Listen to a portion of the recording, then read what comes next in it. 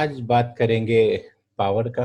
User से एक number लेंगे और उस नंबर पे कितना पावर निकालना है वो भी लेंगे। पहले यूजर से हम बेस नंबर लेंगे, फॉर एग्जांपल 2, और फिर लेंगे कि उस पे कितना एक्सपोनेंट डालना है, कितना पावर डालना है। लाइक 3 अगर डालना है तो 2 पे पावर 3, यानी 2 into 2 into 3, sorry 2 into 2 into 3, sorry 2 into 2 into 2, 2 into यानी 3 into 2. 3 टाइम्स, और तब जाके उसका रिजल्ट पावर आ जाएगा 8।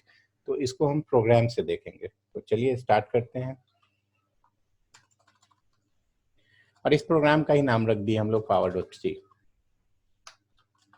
पावर डॉट सी को हम दोबारा बनाएंगे, तब हम फुल फ्लैग्ड वैलिडेशन लगाएंगे ऑल वैलिडेशंस के साथ। लेकिन अभी हम एज्यूम करके चलेंगे कि यूजर जो है वो वैलिड नंबर देगा, यानी वो माइनस में नहीं देगा, वो जीरो नहीं देगा, कुछ ऐसा, वो सिंपल पॉजिटिव नंबर देगा, ये एज्यूम करके चल रहा है।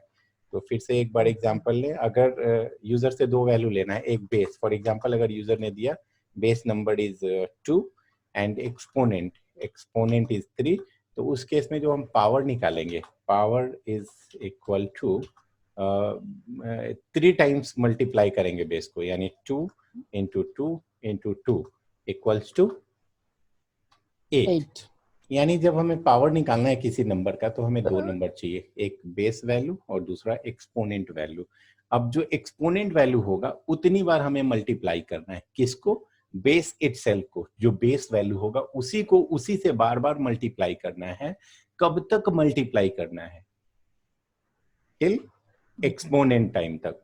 तो इससे क्लियर हो गया कि जब हम लूप लगाएंगे तो लूप कब तक चलेगा? एक्सपोनेंट तक चलेगा। एक से काउंटिंग स्टार्ट करेंगे, एक्सपोनेंट तक लेके चलेंगे, और बेस को आपस में मल्टीप्लाई करेंगे और उसको पावर में स्टोर कर लेंगे। तो फिर स्टार्ट करते हैं इसका प्रोग्राम बनाना। Void main, Okay. और वेरिएबल क्या क्या हो जाएगा हमारे पास? तो एक ले लिए बेस, बेस वैल्यू के लिए, दूसरा ले लिए एक्सपोनेंट, और तीसरा ले लिए पावर। बाय डिफॉल्ट पावर में हम 1 रख सकते हैं, क्योंकि मल्टीप्लाई जब 1 से करते हैं किसी नंबर में तो वो 1 ही रहता है। printf enter base value, enter base value question mark backslash b scanf%d ampersand base. Similarly printf, 2 line change किया, enter exponent value, value question mark backslash b and then scanf%d ampersand exponent. Exponent हमारे पास है, base हमारे पास है, अब हमें loop चलाना है। तो लूप चलाने के लिए हमें एक काउंटर चाहिए होगा। तो एक काउंटर वेरिएबल ले लेते हैं ctr,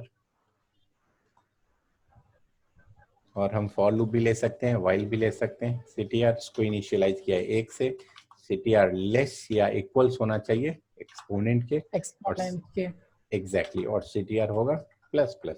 यानी एक्सपोनेंट में अगर 3 है तो ये लूप 3 टाइम्स चलेगा, अगर एक्सपोनेंट में 5 है तो ये लूप 5 टाइम्स चलेगा। ठीक है।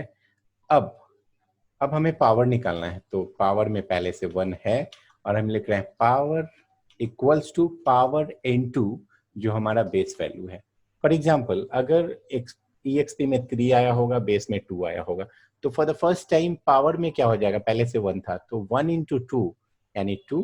अगर हम कमेंट में 2. यहाँ लिखें तो फॉर द फर्स्ट टाइम क्या होगा? 1 into 2 equals to 2।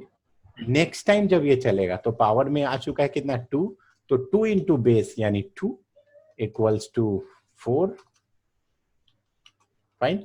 Next time जब ये लूप चलेगा तो 4 into बेस यानी 2 इक्वल्स टू 8, और नेक्स्ट टाइम ये चलेगा नहीं क्योंकि 3 टाइम्स ऑलरेडी लूप कंप्लीट हो चुका होगा। तो इस तरह से ये प्रोग्राम बेस और एक्सपोनेंट की मदद से पावर निकाल चुका है। बस हमें रिजल्ट प्रिंट कर देना है। तो पावर इक्वल्स टू %d, और हमें स्टोर किए थे पावर में, तो ये, एंड देन थोड़ा दूर गए, 2-3 लाइन चेंज किया, और हमारा जो कॉमन मैसेज है, press any key to exit. Exit. Exactly, get ch,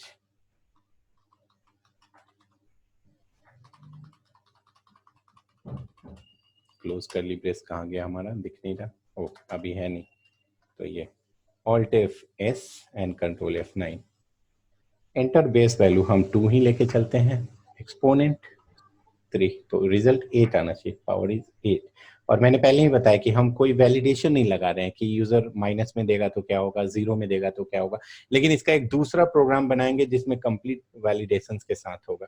हर तरह का कंडीशन Okay. चेक करेंगे। जब जैसे फॉर एग्जांपल अगर बेस वैल्यू 2 है और एक्सपोनेंट 0 है तो 2 पे पावर 0 यानी 1 होना चाहिए, लेकिन अभी जो प्रोग्राम बना है वो ये चेक नहीं करेगा।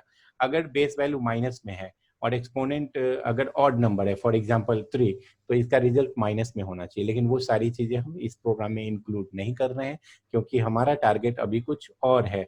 हमें वैलिडेशन पे फोकस नहीं करना है, हमें लूपिंग के लॉजिक को ढंग से समझना है ताकि आने वाले वक्त में हम लूपिंग और इफ एल्स को बेहतरीन यूज करके अच्छा सा प्रोग्राम बना सकें। तो किसी और सेशन में हम डिस्कस करेंगे वो। इसमें कोई प्रॉब्लम पावर में विवेक? No, तो एक I'm और good. टेस्टिंग, बेस वैल्यू है 3 और एक्सपोनेंट भी हम ले रहे हैं 3, तो 3 को 3 बार मल्टीप्लाई करना है, यानी 3 इंटू 3 इंटू 3, तो 3 तिया 9 और 9 तिया 27, 27 इसका आंसर आना चाहिए एग्जैक्टली। सो एक बार और रन करवाते हैं। इस बार हमने दिया 4 और 4 को मल्टीप्लाई कितनी बार, 3 टाइम्स करवाते हैं, तो 4 चौका 16, 60. 64, या exactly. So I think Right. Okay. फिर इस सेशन में इतना ही, नेक्स्ट सेशन में अगले प्रोग्राम को डिस्कस करेंगे। Thanks for your time. Thanks for this session.